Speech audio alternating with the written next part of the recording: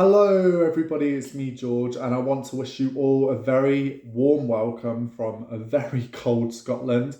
Today's going to be a little bit different. I'm going to do a book review, but this isn't the usual book that I would often review on my channel. Normally, the type of books that I review on my channel are very much centered and based around folk witchcraft and traditional witchcraft, alongside that British folk magic or any particular grimoires, and alongside that books documenting the practices and the lives of cunning folk from the early modern period Britain to the late 19th century, or the early 19th century, sorry.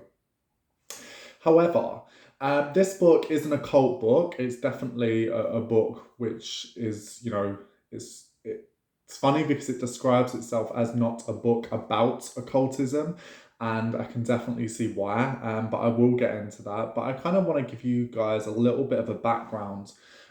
First of all, I got this book as a good friend of mine, Gabriel McCary from Anathema Publishing, proposed a swap. Actually, proposed a swap of our books, and I was like, "Oh my god, yes, let's do that!" And he told me what his book entailed, and he sort of showed me the different concepts, and I said to him, "You know what? Godhead knows no bounds. Send it. Let's kind of be really interested."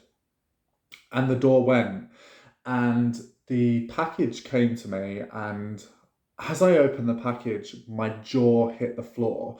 I was absolutely captivated by this book, and I had to read this book. So the book that I am going to review today is Aurorae, or Aurorae, by Gabrielle McCary.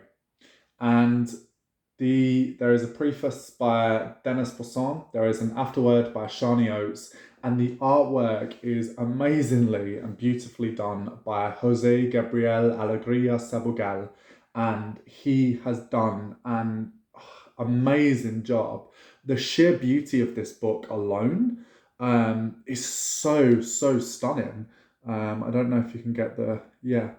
I am so precious with this book, by the way. I wrapped this book up. This book is wrapped up on my bookshelf, and I will not pick this book up with dirty hands. I will wash my hands each time before I pick this book up and read it.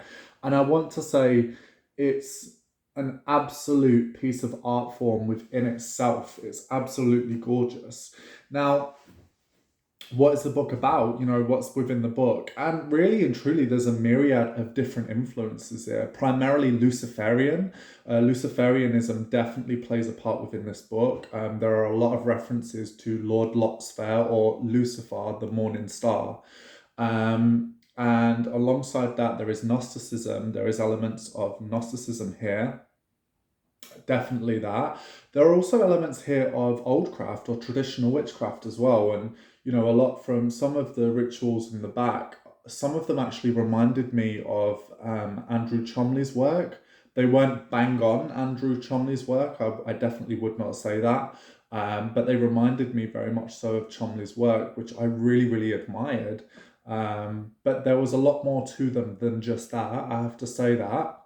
But there are definitely elements of oldcraft within this book. And there are elements also here of Buddhism. There are some Buddhist influences within this work. And alongside that, there are some Kabbalistic influences within this book.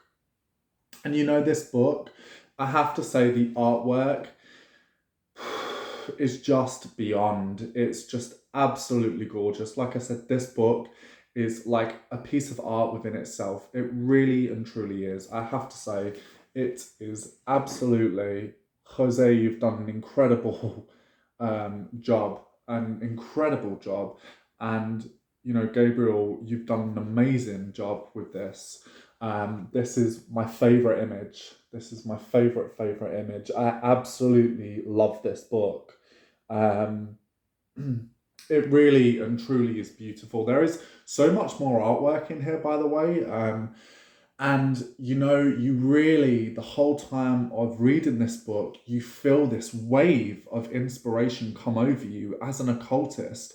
And it's funny because the book actually says Aurorae and functions as an occult text, it's technically not a book about the occult. The distinction is important here. The whole concept, presentation, and perennial philosophy underlying the book aim at provoking a mystical experience and stimulating the divine inspiration of the reader so that they, in turn, become inspiration incarnate. And it's so true. I was very, very inspired after reading this book. For those of you that will know, on my Tradwitch tag that I've recently done, I discussed some elements of my belief, and having Luciferian elements to myself as well as Gnostic elements to myself, this book sung to me. And it is also a personal diary, magical diary to some degree, to the author regarding visions that he had, regarding experiences that he had. Not only that, there is poetry within it. It's part of a grimoire. There is philosophy. It is not just one thing, but it is so much more than just one thing. I cannot explain it in a way that, quite frankly, would do this book justice. I thoroughly enjoyed this book. I definitely would say, and this is in no way a read, get it, book, read, but this is in no way a read. It's not light reading. It's not a light read. It's actually quite a heavy read. However, that doesn't diminish anything from it or take anything away from it. Actually, it adds to it, because I really and truly feel that if you are a practitioner and a cultist wanting to go deeper, wanting to venture deeper within elements of Luciferianism, elements of Gnosticism, elements of oldcraft, then I would 120% recommend this book because it really makes you think. There are things herein that absolutely blew my mind, that literally they would blow my mind away. A lot of the time after reading this book, I would be left with my mouth wide open, like, because not only was it so beautifully articulated, but it was beautifully illustrated, and also there was some really valid and interesting points here. I feel like this book seeks and urges the reader to think outside the box, to go deeper, to go more within. And yeah, there's aspects here of spiritual cosmology as well in regards to the universe and the view of the universe. It is a deep read. It is a heavy read, but that is what makes it so divinely beautiful and inspiring. So in no way does that take away from it. I would highly recommend this to somebody that has a knowledge of Gnosticism, has a knowledge of Luciferianism, has a knowledge of the old craft, and also has some light knowledge on Kabbalistic influences, and has some knowledge upon those aspects of the occult, and wants to go deeper. That's what I would definitely recommend this book to. And the artwork, like I said, it just sings. It really does sing.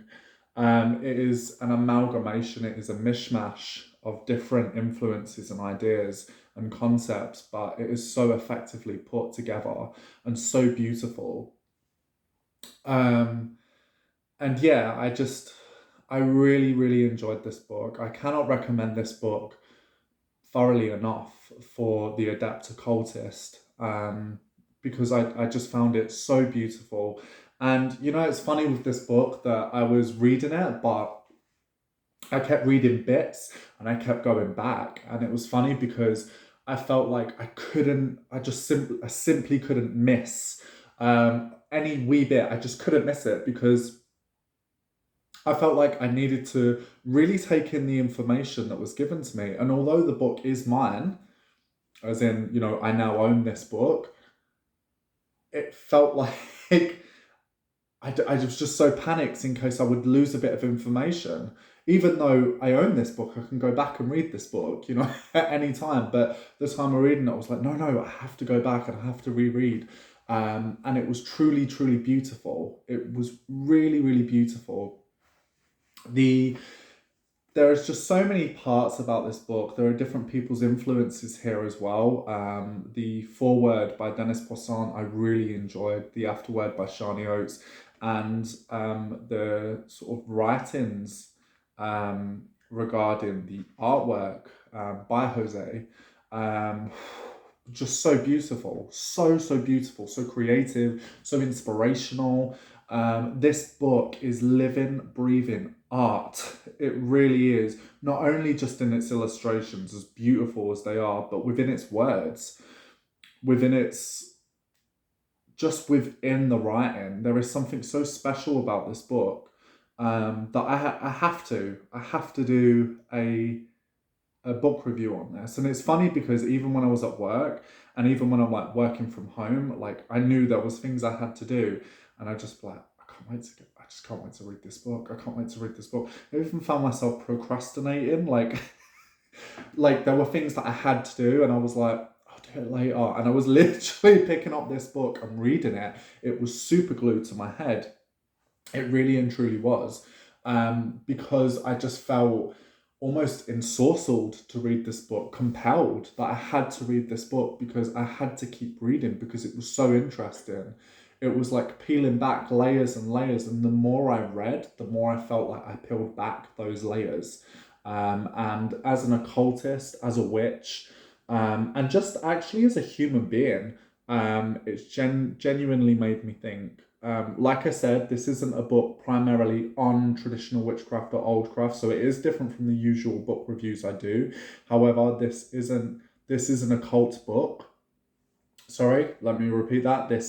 Forget that isn't. This is an occult book. This is a book on occultism, but so many different various aspects on occultism. So beautifully amalgamated to sing this poetic song. It is so lovely. And Gabriel McCarey, I cannot thank you enough, my friend. I really can't thank you enough because this is truly beautiful. This piece of work is absolutely stunning, and thank you so much for allowing it to enter my life, really, because it has made a significant difference. So yeah, so that is. Oh, and another one before I go. My friend, she's from Italy, one of my best friends, she's from Italy, and she was saying Aurorae. Aurorae means, in Italian, it means the dawn. It means the dawning, the first rays of light from the dawn.